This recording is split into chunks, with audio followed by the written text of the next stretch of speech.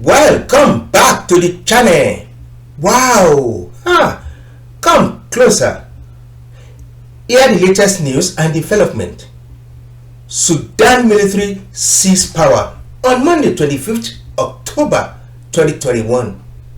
Consequently, the interim Prime Minister ABDULLA, HAMDOK and several other politicians were detained.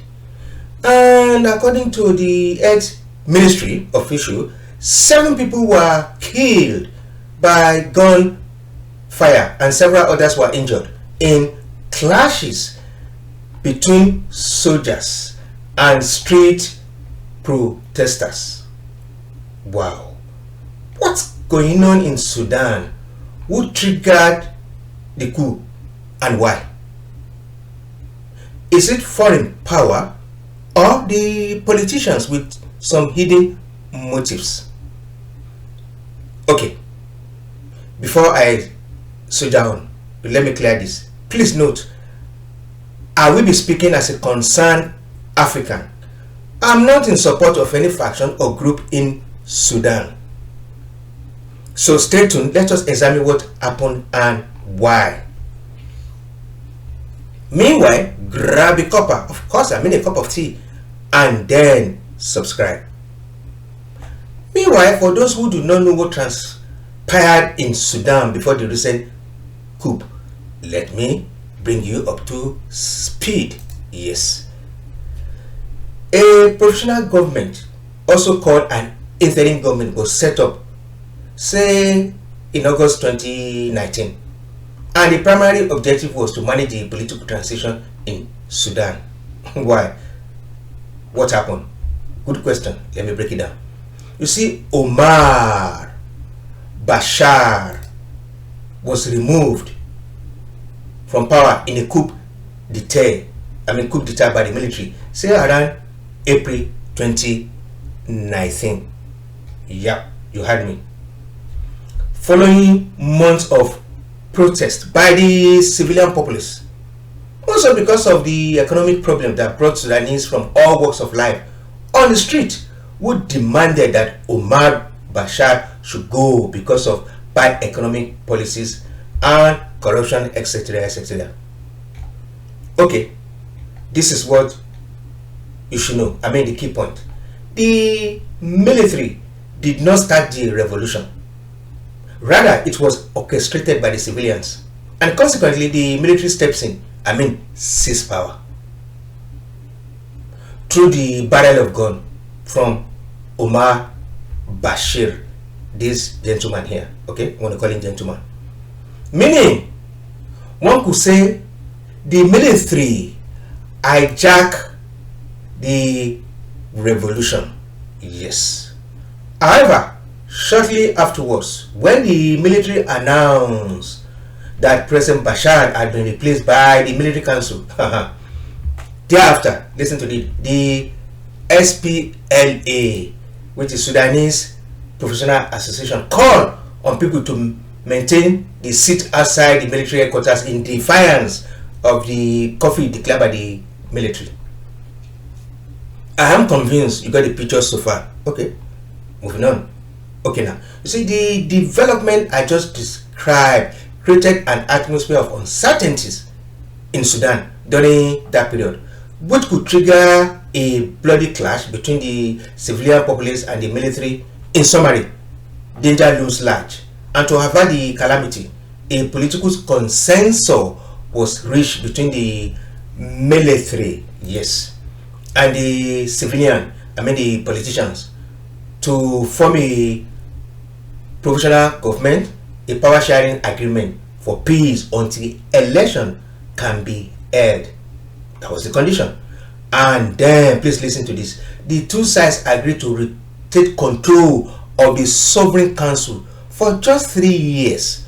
They also pledged to form an independent technocrat government and to investigate the violence of recent weeks. Okay, now pay attention to the word rotation of control. Pay attention to the word rotation of control. That's very key. Meanwhile, let's go on. To inform you, the military the military had governed, yes, Sudan since 2019 under a power sharing agreement. And just as you would expect the military to honor the agreement as they come closer to their tenure, no, they will not. Rather, they staged a coup and came up with some very unreasonable excuses or propaganda, if you like. They seize power to prevent civil war and civil unrest. Wow, very typical. Stay tuned. Let me tell you about my findings concerning the narrative of civil war. Yes, you see, I have been privileged to talk to some Sudanese in diaspora. Many of them are not happy with the development at home, though, and they are also divided in their opinion and perspective concerning things over there. However, this is the key. Most of them, 90% of them, disagree with the narrative of potential civil war claimed by General Abdul Fattah Abdurrahim al-Burhan, the coup leader, this man here. That said, so what are the other factors that contributed to the recent coup? You see, according to a report, it stated that in recent weeks, a coalition of rebel groups and political parties aligned themselves with the military and called on it to dissolve the civilian government. And another reason could be because transitional authority has struggled to move forward on issues including whether to hand over Bashar to the Hague in Amsterdam. Some even claim that if Omar Bashar is extradited to The Hague, top officials will be implicated. Okay, see, moving on. In another twist, this is becoming very interesting. Russia blamed outside power for transitional failure, exacerbating the already tense situation. Wow. Okay, and perhaps you want to know Russia's interest in that region, in Sudan. Okay, stay with me, I got your back. You see, Russia's interest in Sudan is because of strategic reasons, among other several reasons. You see, sometimes, I think in 2018, Russia proposed and signed an agreement with Sudanese government to establish a naval base in Port Sudan near the Red Sea. And Sudan signed a bilateral agreement on military technical cooperation with Russia. Okay, now listen, this will interest you.